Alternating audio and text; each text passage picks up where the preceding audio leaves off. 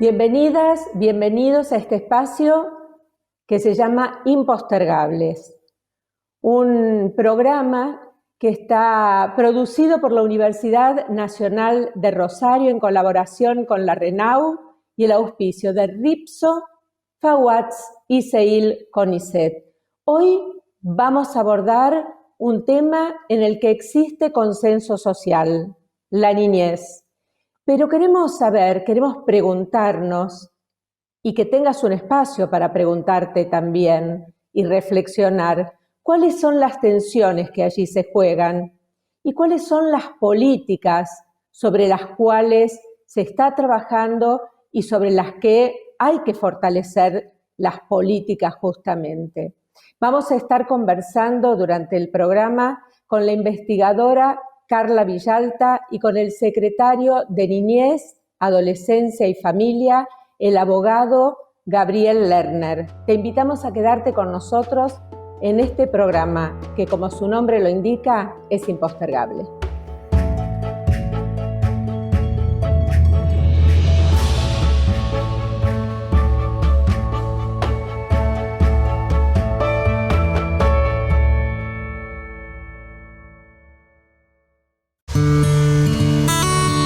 Esto es una cooperativa, una fábrica que hacemos aceite desde el principio hasta el final. Estamos trabajando de un volumen diario de 350 toneladas diarias de semilla y de envasado estamos sacando un equipo por día de singular y cortijo. Singular es la mezcla y cortijo es el girasol. Antes fuimos Agroindustria Madero y en 2016 decretó la quiebra. Fue un golpe muy duro, tanto para mí como para mis compañeros, nuestra familia. La mayoría tiene 7 años como mínimo aquí en la fábrica. No queríamos abandonar esto. Ya no sabíamos qué hacer, ofertas laborales ya en la calle no había, entonces lo más rápido fue esto, a juntar una asamblea y hacer cooperativa. Fines de 2016, la juez nos otorgó la continuidad laboral. Logramos pasar los servicios a nuestro nombre. Hay mucha expectativa de crecer, que seguramente va a ingresar mucha más gente. Vamos a hacer mucho más en la cooperativa. Lo lindo que es trabajar en una cooperativa, que sos parte de un proyecto y que gracias a este proyecto puedes darle de comer a tu familia. Hoy para mí la cooperativa es todo, ¿entendés? Todo. Estoy orgullosa de todo lo que es la cooperativa, de todo el esfuerzo.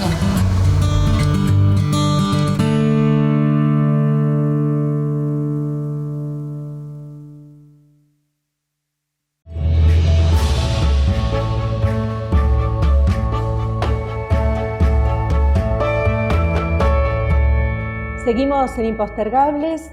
Este capítulo está destinado a pensar la infancia y quería recuperar unas palabras de Armando Tejada Gómez, un poeta argentino que sufrió durante su infancia muchísimos arrebatos de esos días, de sus derechos, arrebatos de derechos. Es honra de los hombres proteger lo que crece, cuidar que no haya infancia dispersa por las calles, evitar que naufrague su corazón de barco, su increíble aventura de pan y chocolate.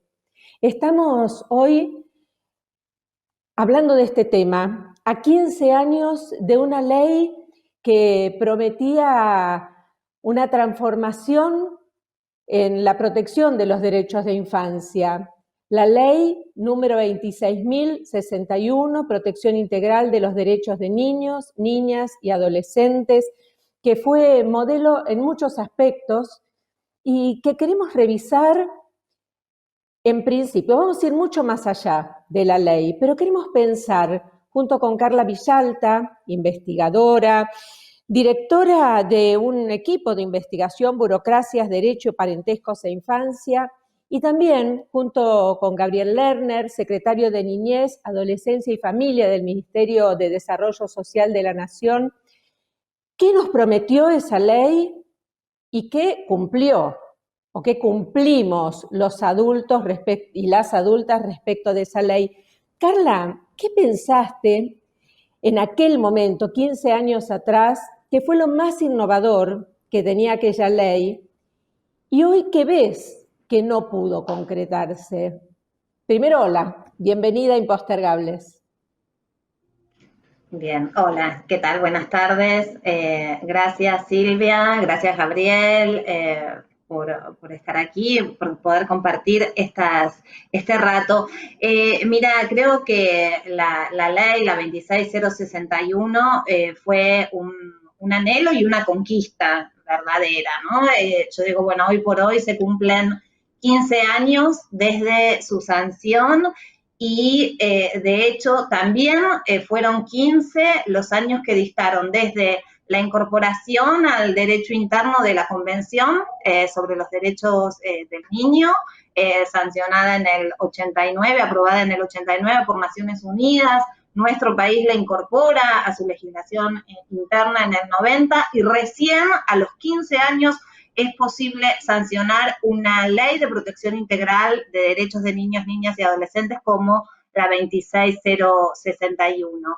Creo que abrió una etapa muy vertiginosa de muchos cambios, pudo derogar la tutela estatal, aquella facultad por la cual jueces y otros funcionarios públicos estaban legitimados, habilitados para disponer de los niños convertidos en menores, ¿no? Que entraban en los circuitos jurídicos burocráticos destinados a una protección entendida como una intervención de carácter bastante coactivo sobre la vida de esos niños, niñas y adolescentes.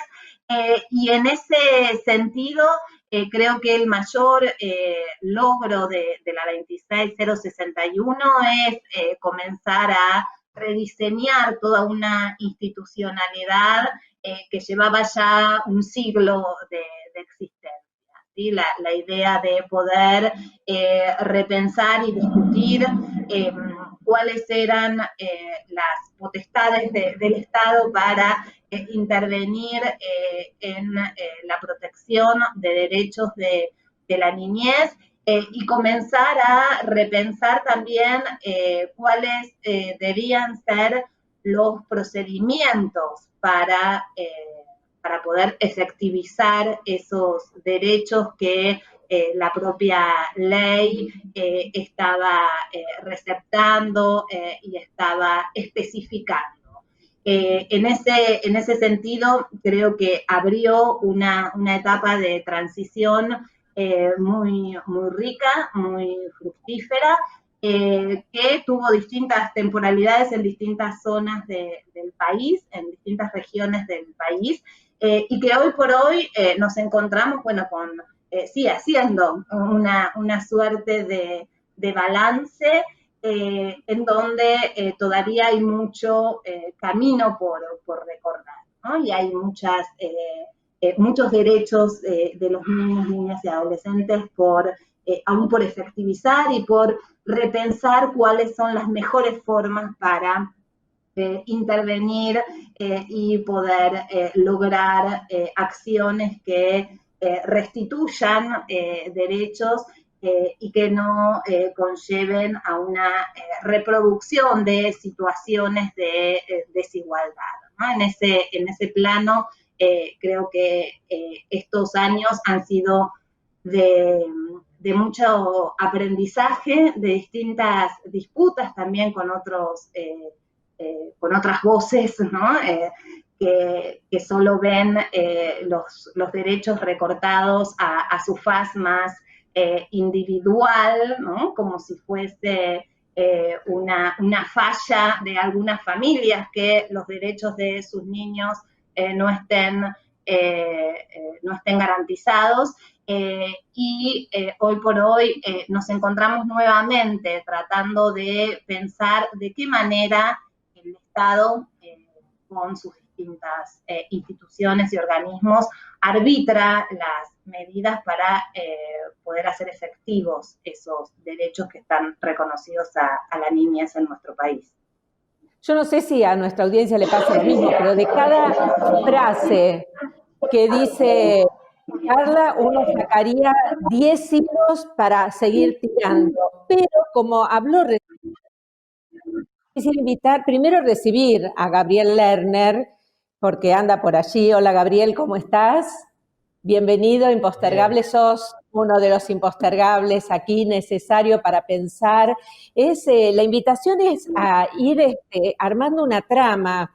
Los dos tienen una formación académica y una experiencia también en las miradas, pero tratar de hacer una trama entre la academia y la gestión. Digo, los dos tienen ambas miradas, pero intentar hacer este juego de ir pensando.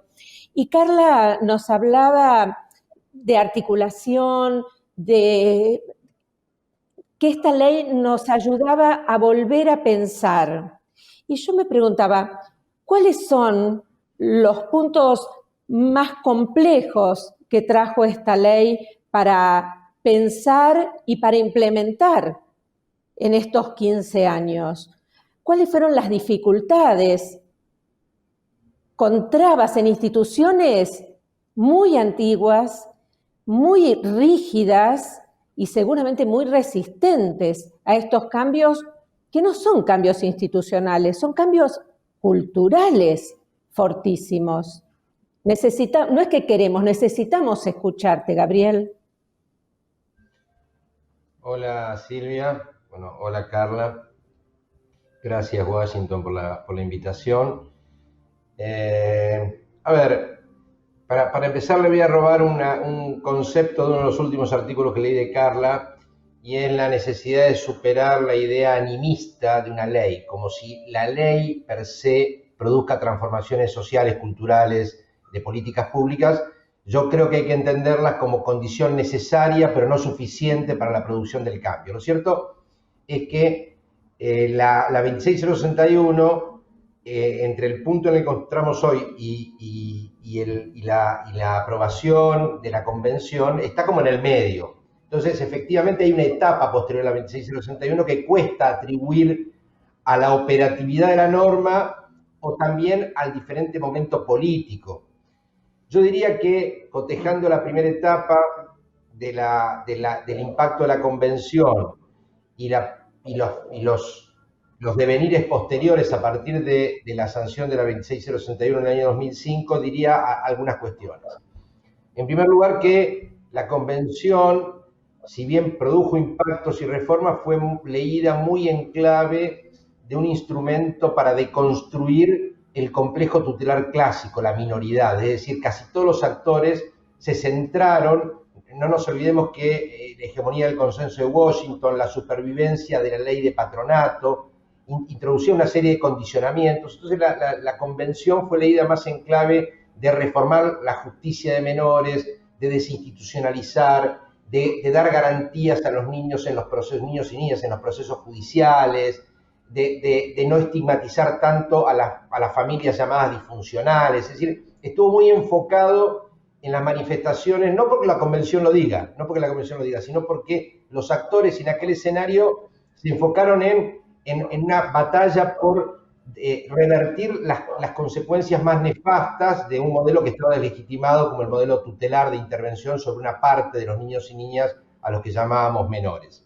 La 26061, en un nuevo contexto cultural en la Argentina y en la región y político, empieza a mirar el cambio normativo respecto a los niños, tratando de mirar a todos los niños. No digo que lo logre, digo que desde la sanción de la ley, a diferencia de lo que pasó con la irrupción de la convención, empieza a haber una mirada más abierta de que la reforma legal no es solamente para los chicos del Estado, como dice Mari Belov.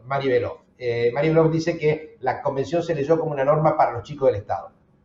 Entonces, la 26061 empieza con pretensiones de mirar a todos los niños y niñas.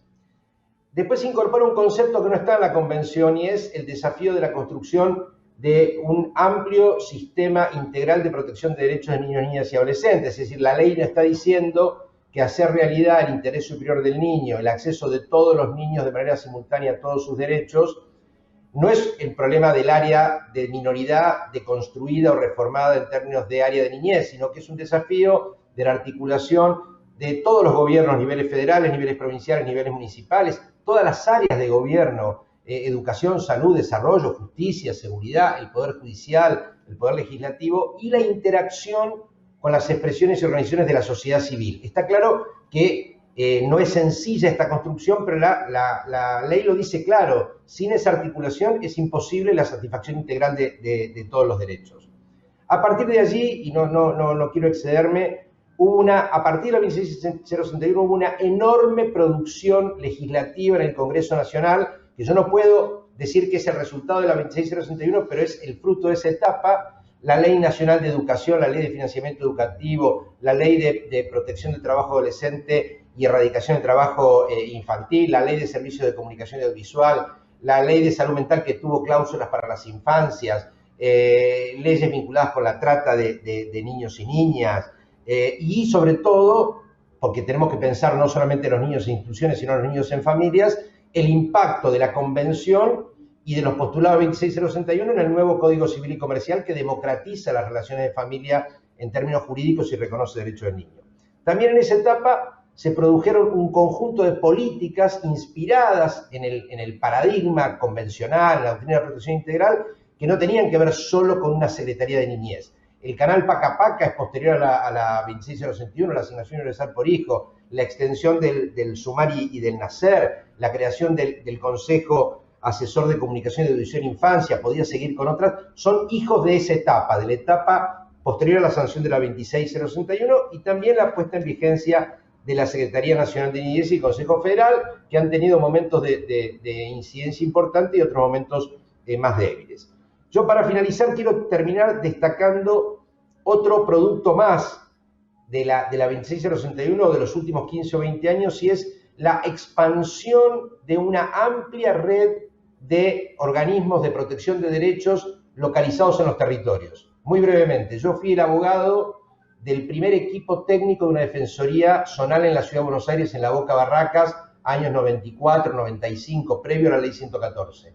Era un equipo profesional, era el único equipo en toda la Ciudad de Buenos Aires en territorio de protección de derechos de los niños. Hoy hay defensorías en todas las comunas y en muchas tienen varias sucursales y en muchas tienen varios equipos y ese es un panorama que no es de la Ciudad de Buenos Aires, que se puede encontrar en La Matanza o en Entre Ríos, en Córdoba, etcétera. Es decir, hay una red de protección muy importante, aunque con un montón de dificultades y desafíos de precarización, de falta de recursos, etcétera, etcétera. Para finalizar, lo que quiero decir es que, como dije al inicio, las leyes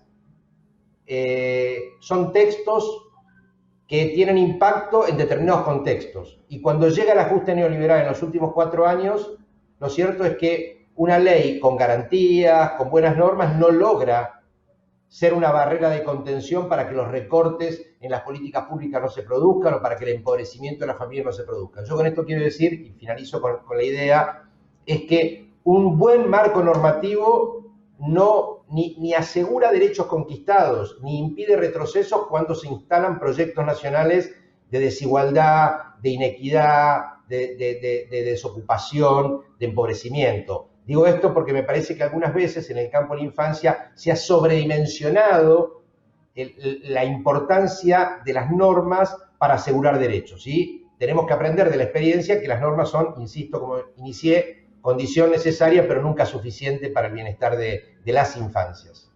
Gracias, Silvia, por esta primera pregunta.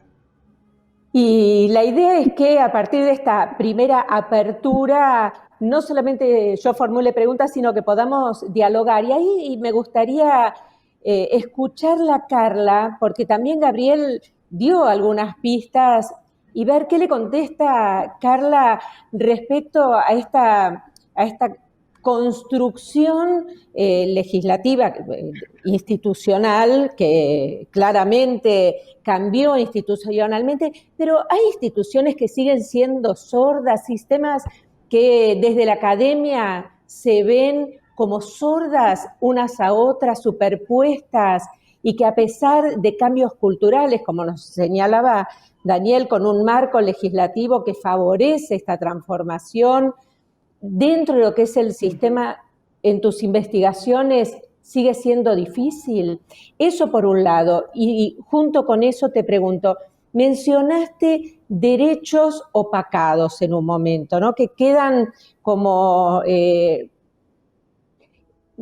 escondidos cuando se habla de derechos en general. ¿Por qué no nos aclaras esto y seguimos ahí en esta ronda de idas y vueltas? Bien, sí, creo que, a ver, estos procesos que son, que hay, a ver, una catalización, ¿no es cierto?, de procesos que confluyen en que en un momento histórico particular se pueda dar la aprobación, por ejemplo, de una norma, de una ley, de las características de la 26061, y que van generando una nueva conflictividad también, ¿no? Digo, como poder pensar sí, como planteaba Gabriel recién, la aprobación de una ley per se no garantiza un cambio, sino que su propia implementación puede también analizarse, verse como un diálogo tenso entre objetivos manifiestos, posibilidades reales y reacciones, resistencias de aquellos intereses que se están tocando, que están, digamos, resintiendo ese proceso de transformación. Y en ese punto creo que no es que las instituciones permanezcan iguales a sí mismas, pero sí que hay determinadas prácticas muy arraigadas que en muchos casos aparecen como resistentes y bastante impermeables, ¿sí?, a determinados cambios, o bien se generan determinadas relaciones, ¿sí?, que son de pujas interinstitucionales que en muchos casos, vos recién mencionabas, Silvia, el hecho de las superposiciones, esto genera realmente obstáculos y dificultades porque corre la mira, ¿no? En muchos casos lo que se ve en la construcción de estos sistemas integrales de protección de derechos, de protección integral de derechos, parecieran estar más tomados por las pujas interinstitucionales, interjurisdiccionales, ¿no?, que por viabilizar medidas que supongan una articulación más llana para destrabar, ¿sí?, el acceso a bienes sociales. Esto es pensando, ¿no?, la escuela, el servicio local, el organismo administrativo de protección, el hospital, digo, bueno, en esos entramados de relaciones, en muchos casos están generando, ¿no?, mucho conflicto en sí mismo, ¿no?, y en lugar de destrabar y de poder articular mejor para lograr pensar y repensar estrategias conjuntas de restitución de derechos, en muchos casos la propia dinámica de relación interinstitucional los termina recreando, ¿no? Termina recreando obstáculos y dificultades. Y en ese punto, en esta cuestión que me preguntabas respecto de la opacidad de determinados derechos, en muchos casos también lo que podemos observar a partir de las investigaciones que hemos hecho en estos últimos años, es que muchas veces hay una mirada bastante restrictiva, ¿no?, de los derechos vulnerados, que está muy en relación con la posibilidad de intervención que tiene esa institución. Entonces, en un escenario, por ejemplo, de restricción de recursos, no solo de cantidad de recursos, sino también de variedad y de diversificación de recursos, en muchos casos se termina privilegiando, ¿sí?, intervenir por la vulneración del derecho más visible. Esto es, bueno, a ver, aquí hay entonces una negligencia, este niño está tratado de forma negligente y se lo separa, ¿no? Se arbitra una medida excepcional de protección de derechos, que es una de estas medidas que estipula la 26061, en lugar de quizá, digamos, poder trabajar aún más aunadamente y articuladamente con otras instituciones para ver qué otra respuesta se puede dar. O aparece esta mirada restrictiva estipulando que, digamos, es una madre la que no puede proveer la protección adecuada a sus niños, en lugar de pensar y exigir a los estados municipales, provinciales, nacionales, por ejemplo, centros de primera infancia u otras posibilidades que apuntalen políticas de cuidado hacia los niños, ¿no? Yo creo que este es el desafío mayor hoy por hoy, ¿no? Poder ampliar esa lente, que no haya una lente individualizada e individualizante para detectar los derechos vulnerados, sino poder pensar en soluciones que hagan a una restitución colectiva también de derechos. Cuando volvamos, gracias Carla, gracias Gabriel, cuando volvamos Gabriel, me parece clave poder pensar en la niñez en tiempo de pandemia. Una agenda que no estaba prevista, que no estaba imaginada. ¿Y cuál es el desafío mayor? ¿Cómo les cambió la agenda en la política? ¿Qué pasó, por ejemplo, con los jardines maternales? Que según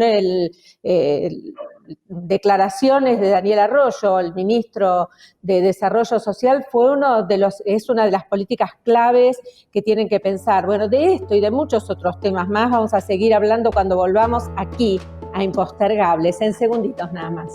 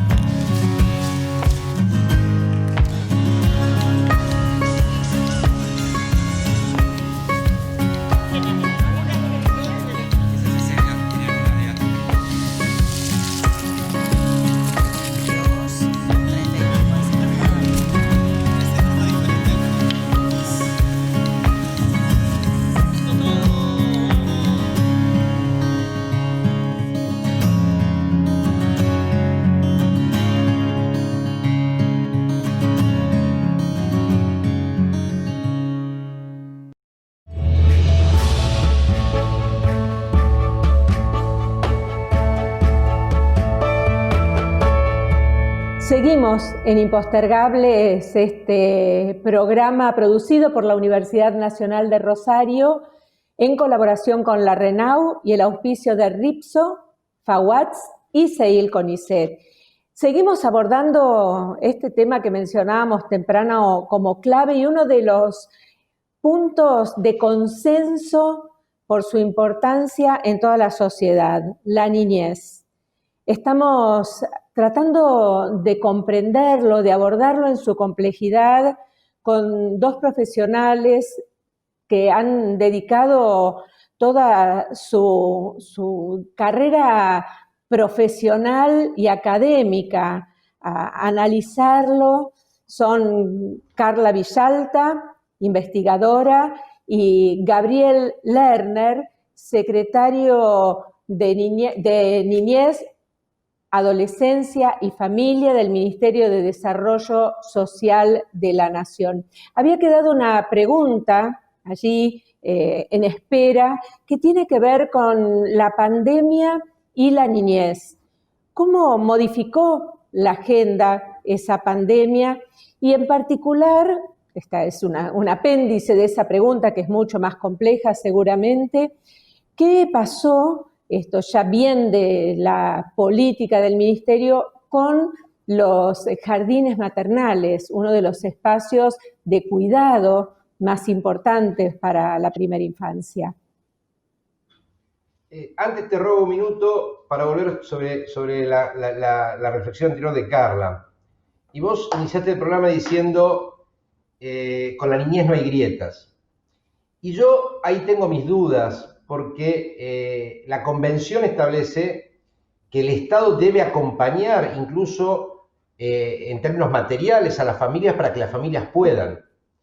Y eso supone otra distribución de la riqueza y del ingreso, porque si las familias no pueden, ¿cómo se garantizan los derechos de los niños, niñas y adolescentes? Digo esto porque si bien es cierto que en alguna dimensión la afectación de los derechos del niño tiene que ver con adultocentrismos, con autoritarismo respecto de los niños, con su consideración de objetos y no de sujetos, también es cierto que esos padecimientos son mayores en las clases más humildes, más pobres, es decir, que la desigualdad social afecta muy fuerte los derechos de los niños, y también en las desigualdades de género. Yo digo, me parece que hay que pensar en que nosotros hay algunas dimensiones de los derechos del niño que son muy difíciles de abordar sin mayor igualdad social y mayor diversidad y tolerancia, y más que tolerancia, asunción de una perspectiva de género, diversidad en nuestras sociedades. En relación a lo que vos decís de la pandemia, está claro que hay un problema severo con el tema de que se ha agudizado el empobrecimiento en nuestro país. Y esto tiene una alta afectación a los niños, como lo ha difundido y publicado en las últimas mediciones el INDEC. Entonces tenemos agravamiento de la pobreza, y allí hay un componente que si estuviera hoy el ministro Arroyo lo resaltaría. Pasamos de 7 millones de destinatarios de políticas alimentarias en diciembre del 2020 y hoy son más de 11 millones de personas. Eso incluye, por supuesto, niños y niñas.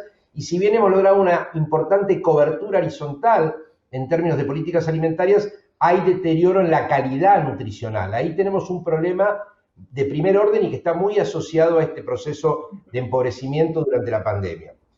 Otra dimensión que a nosotros nos preocupa sobremanera y que nos ocupa también, línea 102, organismos territoriales de protección, etcétera, etcétera, es el abordaje de las violencias contra niños, niñas y adolescentes, que en estos contextos de niños no concurriendo a las escuelas, yendo con menos frecuencia al pediatra, no yendo a audiencias judiciales, no participando de clubes, obviamente están más expuestos a situaciones de violencia aquellos niños que viven en hogares donde hay altos niveles de violencia. No todos los niños viven en esas condiciones, pero hay muchas situaciones en que sí. Nos preocupa además el tema del bienestar emocional de los chicos y chicas, y en particular de las adolescencias, y allí el retorno a las escuelas es de singular importancia. Para contestarte lo que me decís de los jardines, tampoco allí hay homogeneidad, es decir, la escuela inicial sigue existiendo, se pagaron salarios, el tema es el retorno de los niños. 1.850.000 niños de 45 días a 5 años van a la escuela en Argentina, es decir, van a jardines maternales o a jardines de infantes que son del sistema educativo. Están los niños y niñas que van a lo que llamamos jardines comunitarios, son los jardines que dependen de municipios, organizaciones que en general no cobran cuota y al que acceden unos 200 a 300.000 niños. Este año vamos a tener un relevamiento más preciso de sectores populares, quizá un poquito más. Y está el mundo de los jardines maternales donde se paga cuota. Y allí el problema es de las enormes, porque los jardines comunitarios tienen el aporte de los estados para sostenerse. En cambio, los jardines que cobran cuota en general dependen de la cuota de quienes puedan pagar la cuota, y son esos los que han entrado en una situación de mayor crisis para sostenerse, y estamos buscando que puedan ingresar al ATP para poder pagar a los trabajadores, pero muchas veces no están regularizados. Es decir, estamos haciendo un esfuerzo grande por mantener e incluso por ampliar la oferta de espacios y de plazas. Cierro con una sola cuestión. Nosotros tomamos en la gestión el Plan Nacional de Primera Infancia con 1.700 centros que tienen algún tipo de apoyo del Estado Nacional. En este tiempo, durante la pandemia, hemos incrementado un 10% esa cobertura en términos de convenios y transferencia de recursos. Obviamente los niños y niñas todavía no están yendo, pero hay un esfuerzo del Estado Nacional de obras, no quiero llevar mucho más tiempo, para intentar ir extendiendo esa oferta de espacios de educación y cuidado para niños pequeños a lo largo y ancho del territorio. Gracias, Gabriel. Carla mencionaba distintos espacios articuladores con el área social y me preguntaba si la escuela es un área que acompaña al campo de protección de la infancia como alguien desde la investigación espera que lo haga. Y también si hay a la hora de investigar en temas de infancia suficiente información. Digamos, si la historia de los niños, de las niñas, tienen algún tipo de registro que les permita a ustedes hacer un seguimiento de casos. ¿Hay documentación? ¿Hay información? Bien, dos cuestiones. A ver, respecto de, digamos, el área educativa y el área de protección, es todo un desafío. Yo creo que justamente habría que repensar, ¿sí?, la idea de cómo se generan organismos de protección de derechos que estén escindidos del lugar en el que más horas pasan los niños, que es la escuela, justamente, ¿no? Digo, poder propiciar allí canales de comunicación más directos y que exista un interjuego mucho más ágil, creo que es todo un desafío para poder efectivizar y materializar estos derechos que si no quedan enunciados solo en un papel, o como planteaba antes, aparecen solo como, digamos, un blanco para organismos que generan una mirada restrictiva y solo intervienen en relación con la vulneración de algunos derechos, ¿no? Como si estuviésemos compartimentando a los niños. Respecto de la información, también, a ver, das en una tecla muy, muy sensible.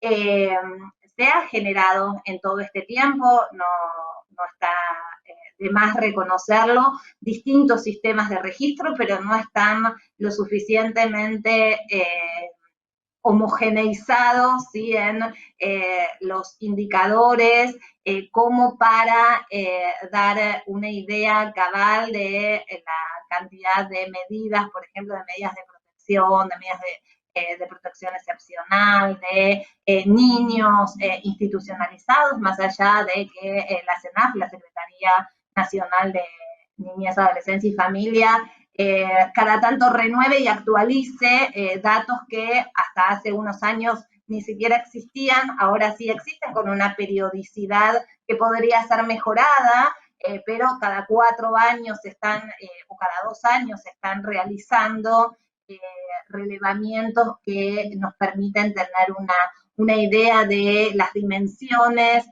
del sistema de protección de derechos, ¿no?, de las áreas sociales más especializadas en niñez y adolescencia.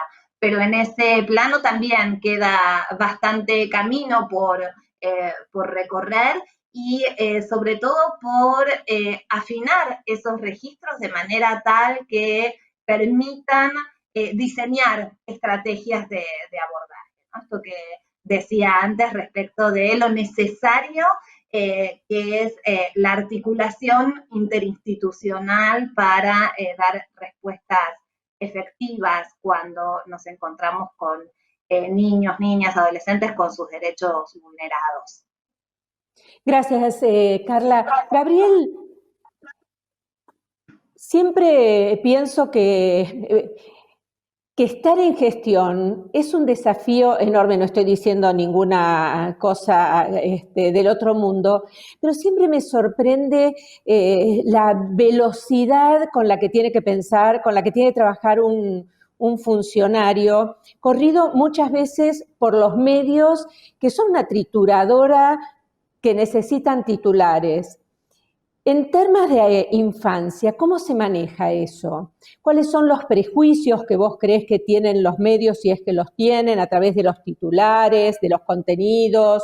¿Cómo ves ese tema? Mira, yo creo que se ha hecho bastante docencia y hay mucho más periodista tratando bien temas de infancia que los que había hace 15 o 20 años, en mi modesta opinión. Ahora, cuando la prensa es una prensa amarillista que busca cualquier tema para cuestiones de sensacionalismo, ahí no hay derecho del niño que lo resista, porque hay una línea editorial de esa característica. Yo noto que hay más periodismo respetuoso de los derechos de los niños. Hay algunos temas que son particularmente complejos para el abordaje, los temas de los abusos sexuales en las infancias, los problemas de las violencias contra los chicos y chicas, el tema de los adolescentes infractores. Ahí hay temas que son tratados probablemente no con todo el cuidado que hiciera falta. Lo que yo entiendo que es un desafío que no es solamente del periodismo, sino que también es de la gestión, del gobierno, es generar escenarios más favorables para que los niños, niñas y adolescentes sean escuchados en los medios de comunicación. Nosotros nos faltan voces de niños y niñas en los medios de comunicación.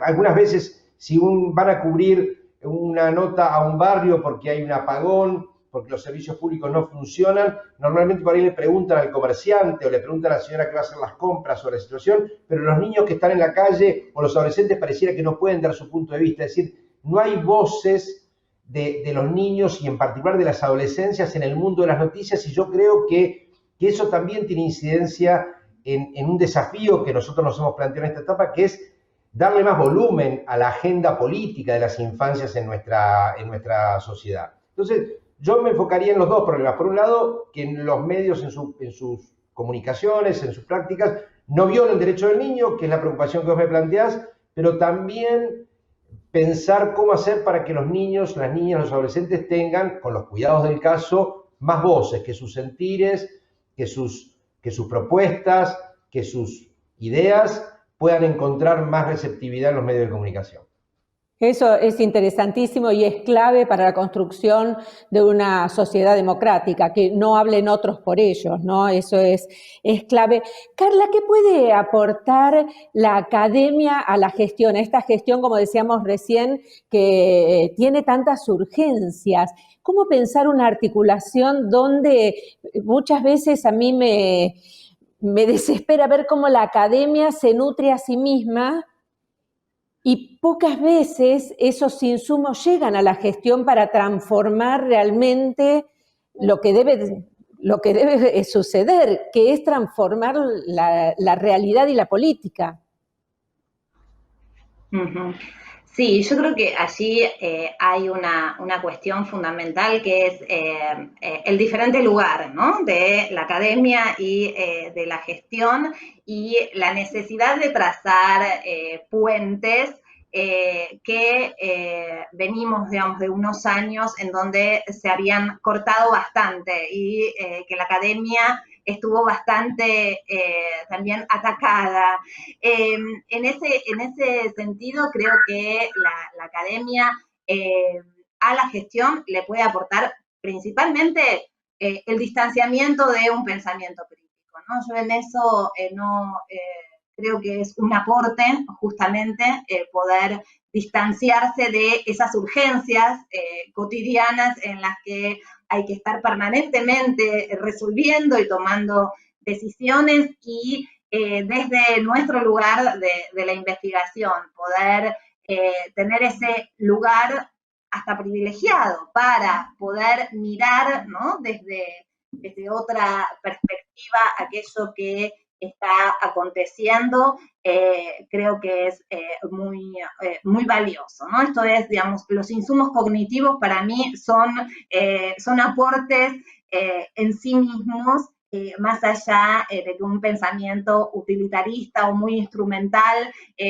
nos lleve a considerarlos como cosas meramente accesorias y que rápidamente se pueden descartar. Yo creo que poder otorgar densidad y profundidad analítica y reflexiva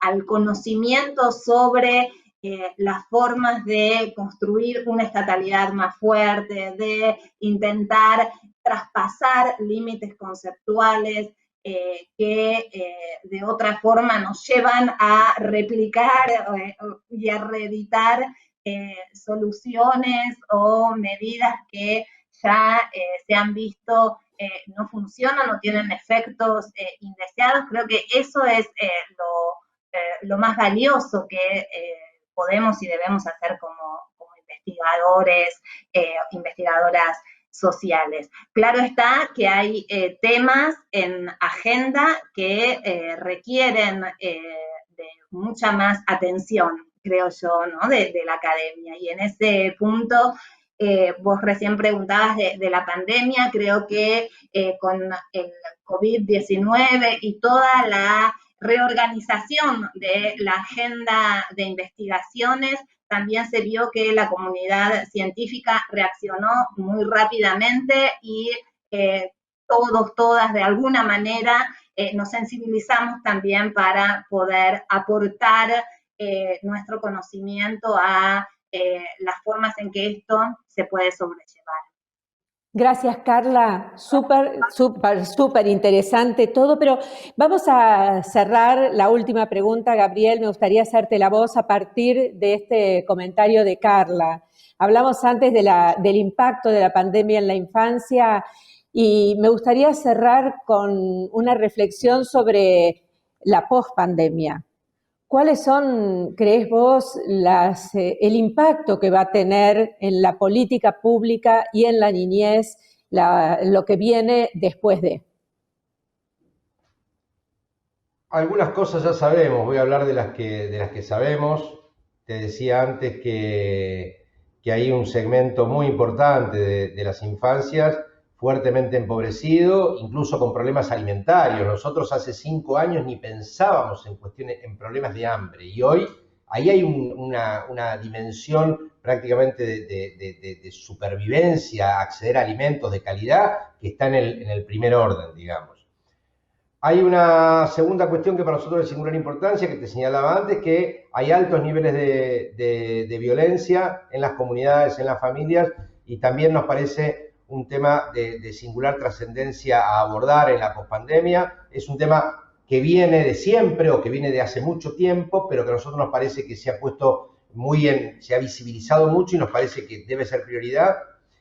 Te diría que la tercera dimensión en la que yo quiero poner de resalto es lo imperioso de que desarrollemos un esfuerzo, cuando las condiciones epidemiológicas lo permitan, un enorme esfuerzo articulado, coordinado entre las familias, las comunidades y los gobiernos para promover el retorno de los niños y niñas a las escuelas. Nosotros tenemos un segmento muy importante de adolescentes en particular que no estaban en la escuela o que tienen una relación muy precaria con la escuela.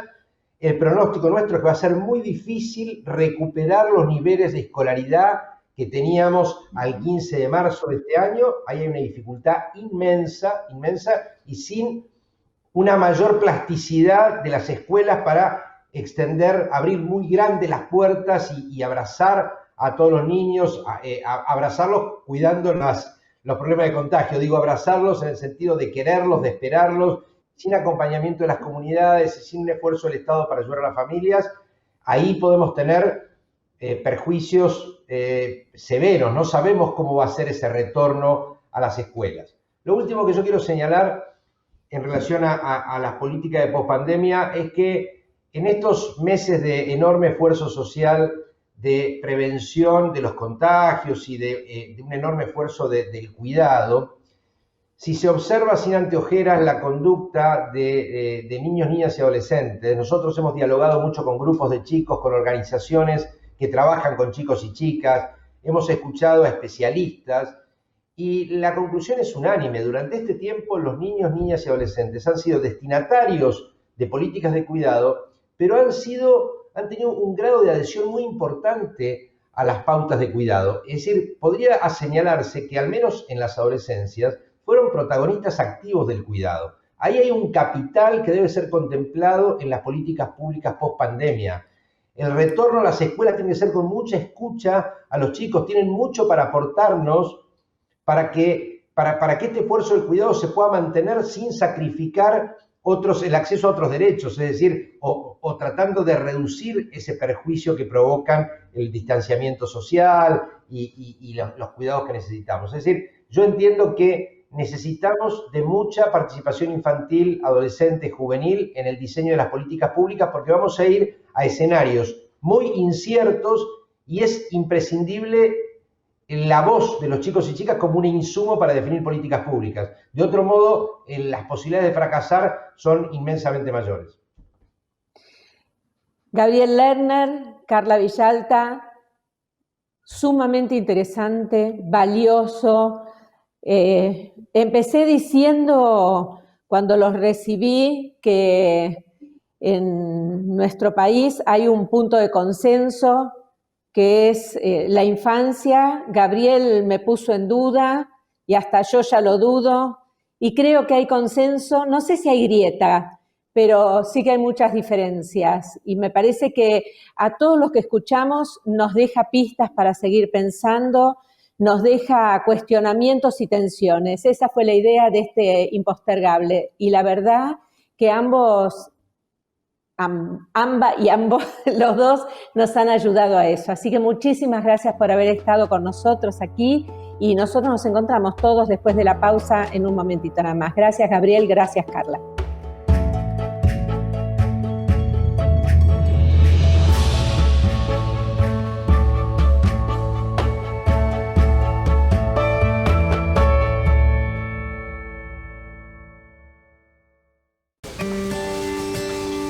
Estamos en la organización de FECOPIAC, que significa Feriantes, Emprendedores, Comerciantes y Pequeños Productores de Pilar, Asociación Civil. Nosotros para mañana estamos entregando 120 bolsones. Ayer los productores cosecharon, acá clasificamos, armamos el bolsón hoy. Mañana entregamos. Desde la quinta al consumidor. Los productores usan el crédito para semilla o les falta, digamos, algún fertilizante para sembrar un poquito más. Al mismo productor le sirve porque nos incentiva un poquito más para seguir adelante.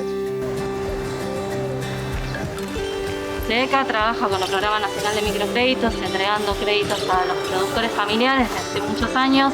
Permite a los productores poder hacer inversiones más grandes, de esa manera mejorar su producción. Acompaña en todo el proceso productivo y en todo lo que es la evolución del crédito.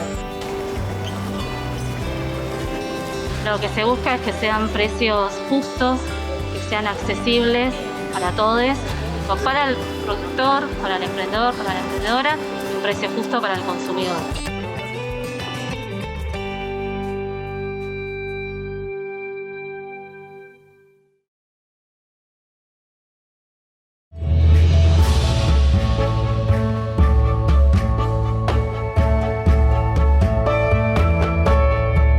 Termina un nuevo capítulo de Impostergables, este ciclo que aborda temas de agenda para la política pública. Hoy el tema fue niñez. Con la presencia del secretario de Niñez, Adolescencia y Familia, Gabriel Lerner, y la investigadora Carla Villalta, buscamos traer luz sobre una complejidad que necesitamos abordar porque atraviesa a la sociedad en su conjunto. Dos claves en las que me quedo pensando, que seguramente son distintas a la que cada uno de ustedes eligió para seguir dándole vueltas. La primera tiene que ver con el inicio del programa, cuando se refirieron nuestros entrevistados a la necesidad de un marco legislativo para empezar a transformar la realidad, en este caso de las infancias, pero la insuficiencia, si esas leyes no toman cuerpo, primero en políticas y después en acciones, y también en la importancia de la demanda de la gente y de la sociedad. Eso por un lado. ¿Cuántas políticas se dieron integrales a través de distintas acciones para que esto recién empiece a suceder? Y ver cómo esas leyes y esas acciones están acompañando un cambio cultural que da pasos hacia adelante, pasos hacia atrás, a veces se detiene y vuelve a evolucionar.